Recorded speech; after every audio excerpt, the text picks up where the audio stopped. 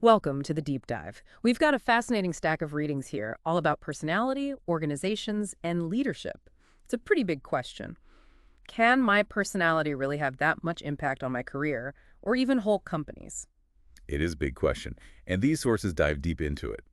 We'll be looking at how personality plays out in the workplace, covering everything from the classic Big Five personality traits to more specific things like achievement motivation and implicit biases. Okay, so let's jump right in. You know that saying, personality is destiny? Do these readings actually support that idea? Well, they definitely suggest that personality is a powerful force. They define personality as these enduring patterns, thoughts, feelings, and behaviors that make each of us unique. And what's really interesting is that personality psychology puts a lot of emphasis on you as an individual.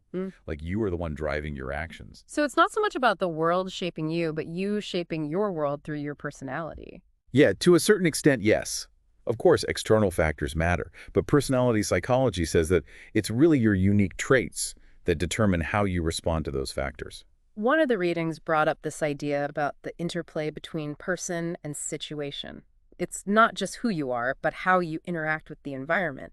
It's like this kind of dance between your personality and the world around you. Exactly. Think of it this way. Your personality is like this toolkit that you bring to any situation. But the situation itself kind of determines which tools you'll use and how effectively you'll use them. So someone could have all the right tools to be a great leader, but if they're stuck in a really restrictive environment, their leadership qualities might never get a chance to shine. That's a great way to put it. Now let's zoom out and see how this plays out in organizations. It's surprising how many different ways personality affects work life, individual performance, team dynamics, even whether companies succeed or fail. Some of the theories about personality and rule breaking at work were pretty wild. Like our childhood experiences could actually influence whether we follow the rules at our jobs. I know, right? Freud and Mead both had theories about how early experiences shape our behavior at work. But before we go too deep on that, let's talk about this idea of organizational effectiveness. I was surprised this wasn't more front and center in the research. Right. You'd think it would be a major focus, but it actually gets less attention than you might expect. It does. The readings we have define organizational effectiveness in terms of relative performance.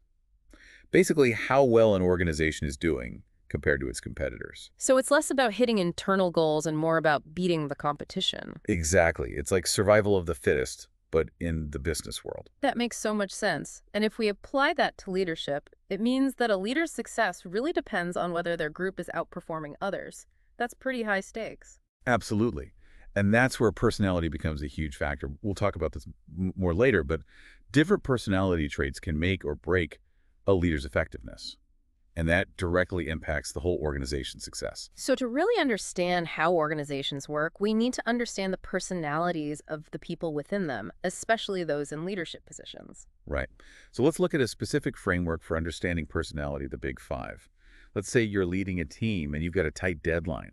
How do you think things would play out if one team member is high in neuroticism and another is very low on agreeableness? Oh, that's a good one. I can already imagine those different personalities creating some interesting team dynamics, especially under pressure. The neurotic person might be super stressed and anxious, while the disagreeable person might clash with others. Exactly. And that really highlights how even small variations within these Big Five personality traits can have a huge impact on how people function at work. Now, is the Big Five really the be-all and end-all of personality? The readings mention that there's some debate about this. There is. Some researchers think it's too broad and misses important details. Others say that because it focuses on these five big dimensions, it captures more of the complexity of personality than models with lots of tiny details. It's like finding that balance between being comprehensive and practical. So, it might not be perfect, but it's a good starting point for understanding personality. Definitely. Now let's shift gears and talk about a classic debate in psychology. The person-situation debate. It's this age-old question. Is our behavior more about who we are or the situation we're in? The readings we have seem to land somewhere in the middle. Yeah, they seem to be saying it's not an either-or situation, but rather both factors are at play. Exactly. It's not about picking sides. It's about understanding how these two things interact. Think about this. A firefighter responding to a burning building versus that same firefighter at a family picnic. How much do you think their personality really matters in each of those situations? Oh, that's such a great example. In the burning building, the situation demands certain behaviors, regardless of personality. But at the picnic, their individual personality traits would be much more apparent. Exactly. Some situations are just stronger than others, meaning they have a much bigger influence on how people act. And in those weaker situations, personality has more freedom to express itself. So understanding this dynamic can help us predict and understand behavior in different contexts. Exactly. Okay, let's switch gears again and talk about something I think a lot of people think about: job satisfaction. Is it possible that some people are just predisposed to be happy or unhappy at work, regardless of their actual job? The readings touch on this idea that there's a part of job satisfaction that comes from within, from your disposition. This is fascinating stuff. One study really jumped out at me, the one where people's job satisfaction stayed pretty much the same even when they changed jobs and even entire occupations. That's a classic study, and it really suggests that something deeper than just the job itself is influencing their satisfaction. It kind of challenges that whole idea that we can just choose to be happy at work, doesn't it? It does. It suggests that our basic level of happiness might be more stable than we think, and that it's influenced by our personality. That's a pretty big idea. It really seems like understanding personality is crucial if we want to understand how people experience work. It is. Now, let's look at one of the most interesting aspects of personality motivation. These readings introduce the idea of implicit motives. These are basically desires that are underlying, that we might not even be aware of. It's kind of like there's this whole hidden world of motivations driving our actions. Right. It's a little unnerving to think that we might not even fully understand what's motivating us. Are there any real-world examples of how this actually plays out? The readings gave a great example, this professor they call Professor X. He's really achievement-oriented, but has all these unconscious biases that justify his behavior. Hold on, tell me more about this Professor X. Well, he sees his own success as totally earned. He thinks it's because of his hard work and his talent. But when other people fail, he attributes it to their lack of effort or ability. Oh, wow. I think we've all met a Professor X at some point. It's a little uncomfortable to think about, but I can see how that would play out in real life. Like these hidden biases can really shape our perceptions without us even realizing it. Exactly. And that can have a huge impact on things like leadership and decision-making, teamwork, even just our everyday conversations with colleagues. We might think we're being totally objective, but these implicit motives might actually be pulling the strings behind the scenes. Okay, I am officially fascinated by this concept of implicit motives. Now, I definitely want to talk about personality and leadership. These readings suggest that different personality traits and motives are linked to how effective a leader is. Where do we even start with that? Let's start with the power motive.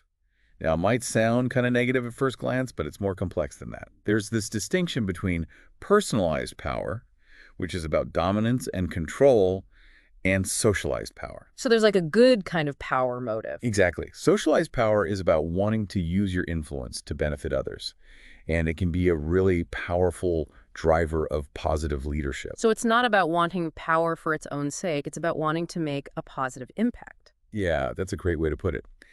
Now, moving beyond power motivation, research has also shown links between other traits and leadership effectiveness.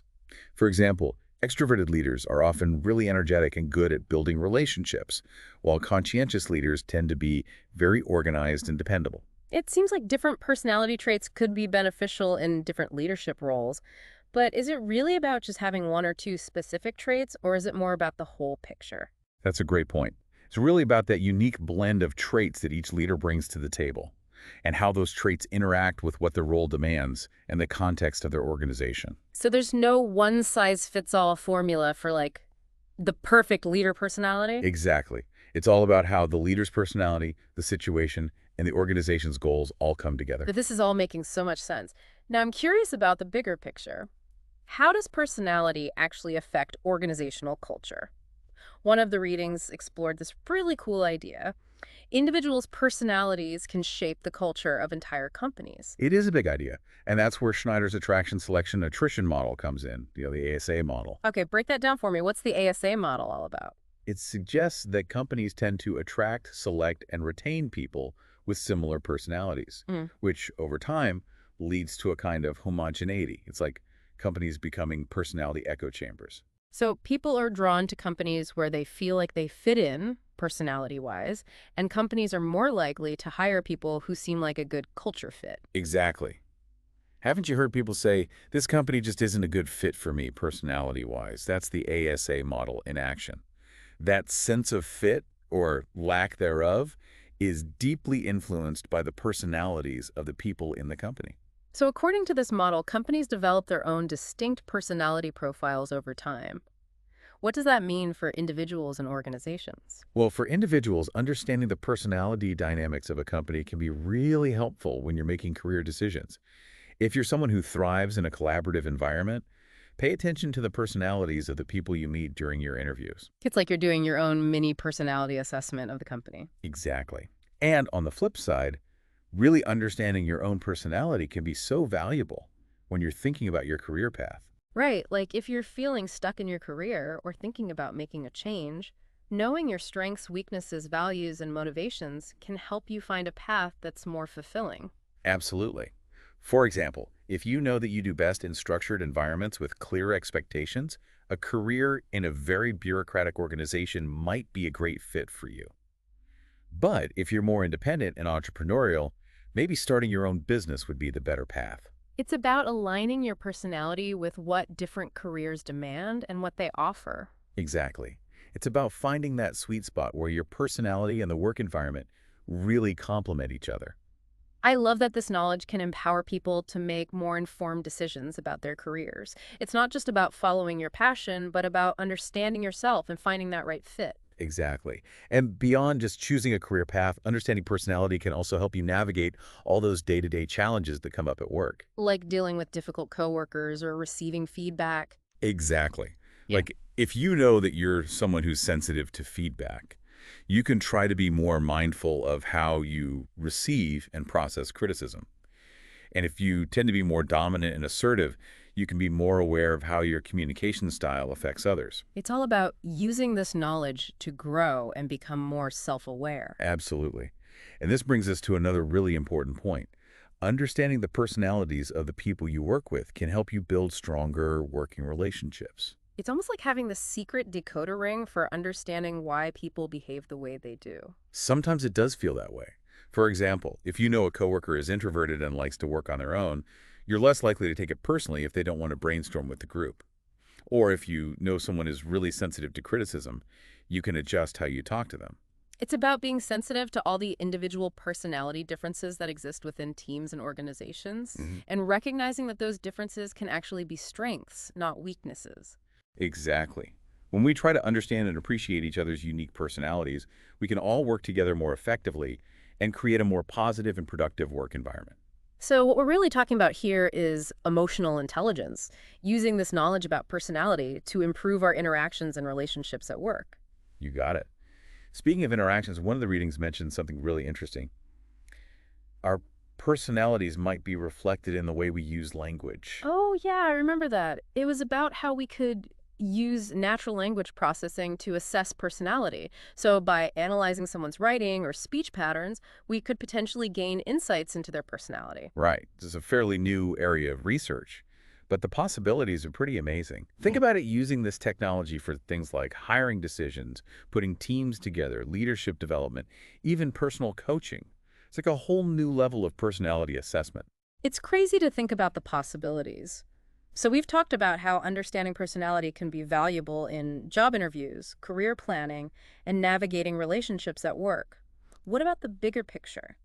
How can organizations use this knowledge? That's a great question. The readings highlight several key areas. For example, one emphasizes how important it is to consider personality when you're designing training programs. That makes sense. Different people learn best in different ways. Exactly. Some people love traditional lectures, while others learn best through hands-on experiences or group activities. When organizations take personality into account, they can create training programs that are more effective and engaging by catering to everyone's different learning styles. It's about designing training around the individual, not the other way around. Exactly. And beyond training, this knowledge can also be applied to things like performance management and leadership development. For example, Understanding a leader's personality can help organizations provide them with development opportunities that address their strengths and weaknesses. So it's not about trying to force everyone into the same mold. It's about recognizing and nurturing individual strengths and addressing areas for growth. You got it. And when it comes to performance management, factoring in personality can help managers give feedback that is more likely to be received well and acted upon. It's all about understanding what motivates each individual and tailoring your approach accordingly. It's like you're speaking their language. Exactly. And that brings us to another important area for organization selection and recruitment. One of the readings talked about how personality assessments are being used more and more in hiring decisions. Well, that makes sense. If personality plays such a big role in how people perform at work, why not assess it during the hiring process? Exactly. Of course, there's always that risk of bias with any kind of selection process. But if you use well-validated personality assessments, it can really help organizations identify the candidates that are most likely to be successful in certain roles. It's about finding that right fit between the person's personality and the requirements of the job. Exactly. When organizations incorporate personality assessments into their hiring processes, they can potentially reduce turnover, improve employee engagement, and even boost overall performance. Sounds like a win-win for everyone. It definitely has the potential to be. Yeah. And, as the field of personality psychology keeps evolving, I think we'll see even more creative and impactful applications of this knowledge in the workplace in the years to come. It's exciting to think about the potential for applying personality science to the workplace. I can't wait to see what the future holds. Me too. Let's take a moment to reflect on what we've discussed so far. And when we come back, we'll wrap up this deep dive with some final thought-provoking questions. Welcome back to the deep dive. We've been talking about how personality shapes our experiences in organizations, covering everything from the big five to implicit motives, leadership, even organizational culture.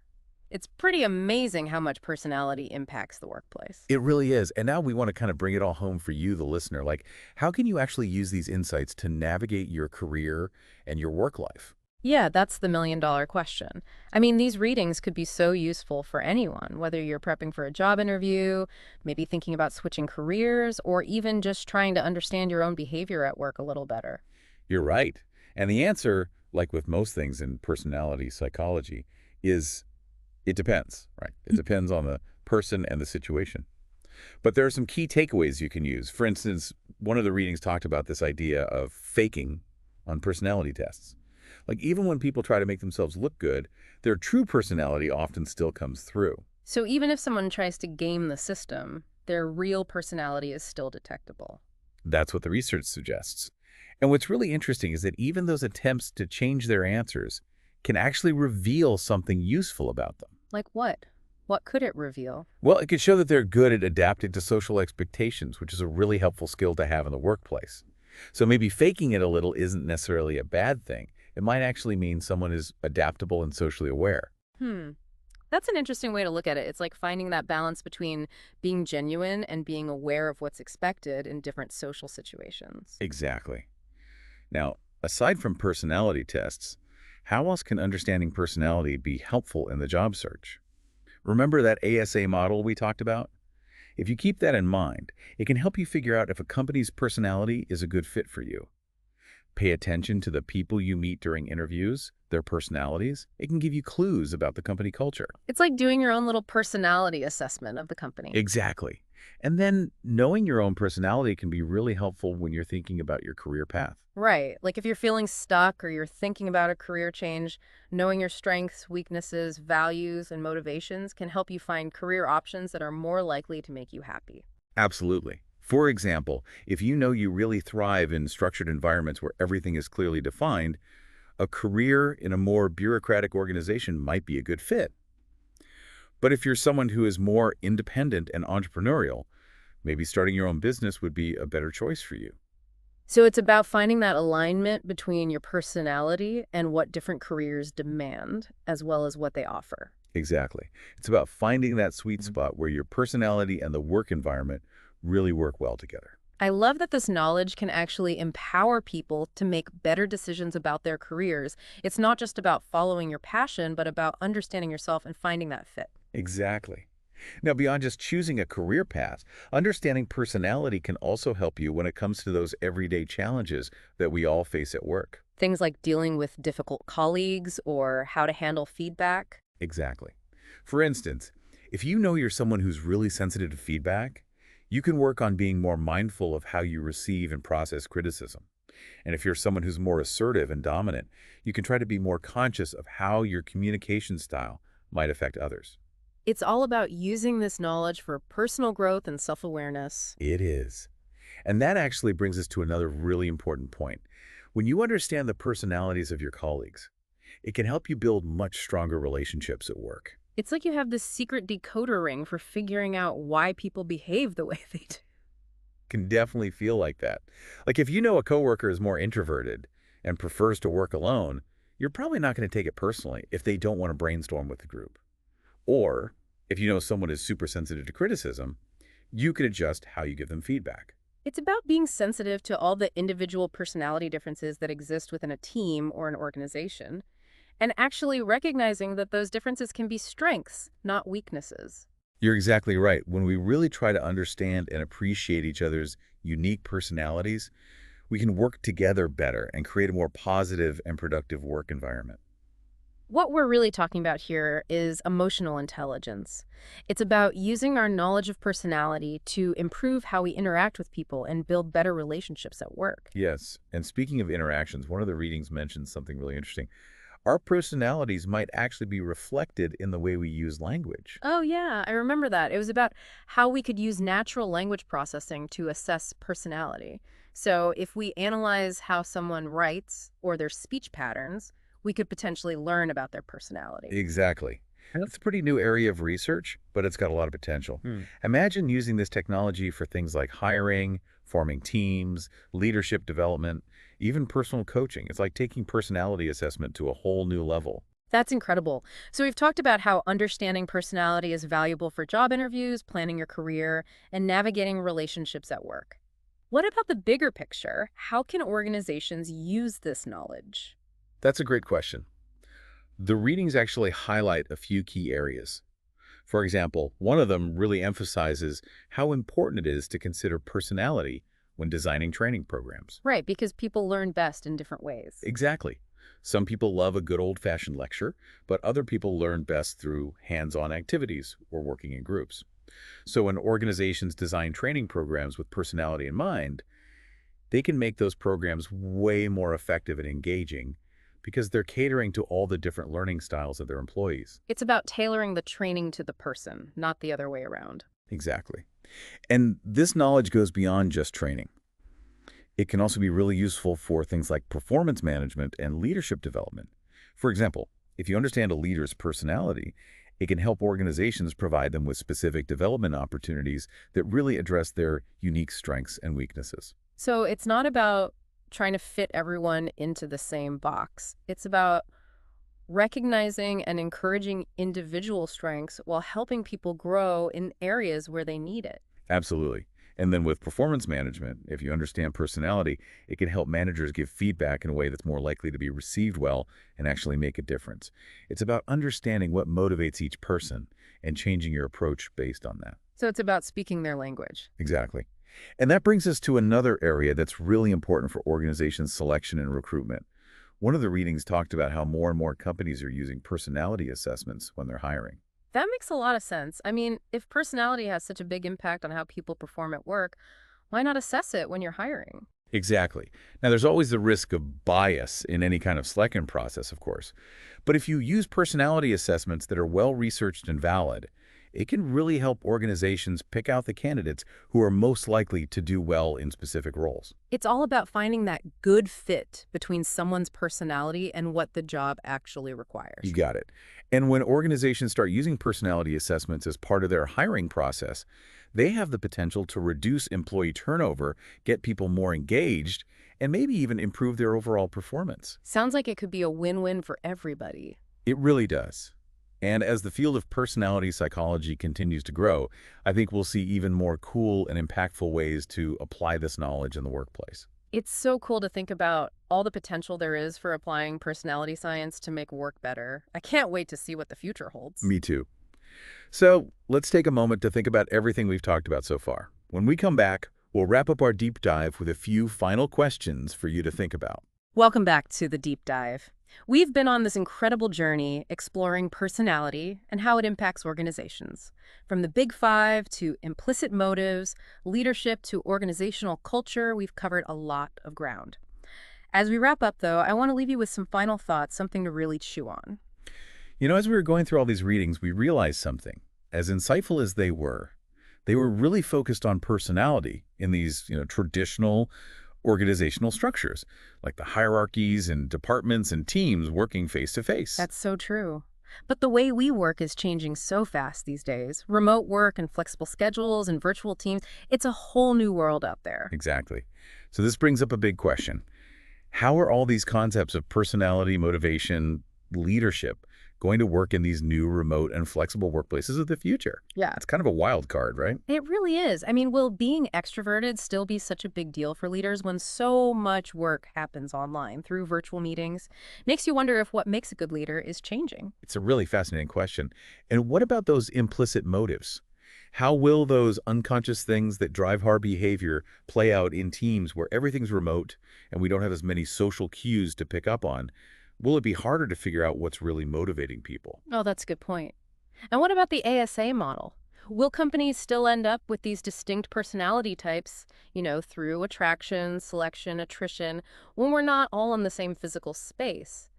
It seems like that whole concept of culture fit might need to be redefined in this virtual world. For sure. These are just a few of the questions that we hope you keep thinking about. As the way we work keeps changing, we need to keep learning and adapting our understanding of how personality works within organizations. It's like we're at the very beginning of a whole new world of work, and understanding personality is going to be more important than ever. Exactly. We hope this deep dive has given you a good foundation when it comes to personality, and that you're curious to explore all these new questions that are coming up. Who knows what kind of cool discoveries are out there waiting for us? This has been such an awesome deep dive. I feel like we've learned so much about ourselves and how things work in the workplace. We hope you have too. Yeah, we've just barely scratched the surface of this topic, but we hope this deep dive has made you more curious and giving you something to think about. Thanks for joining us on this deep dive into personality and organizations. We hope you'll join us again next time for another fascinating topic. Until then, keep those minds curious and keep those conversations going.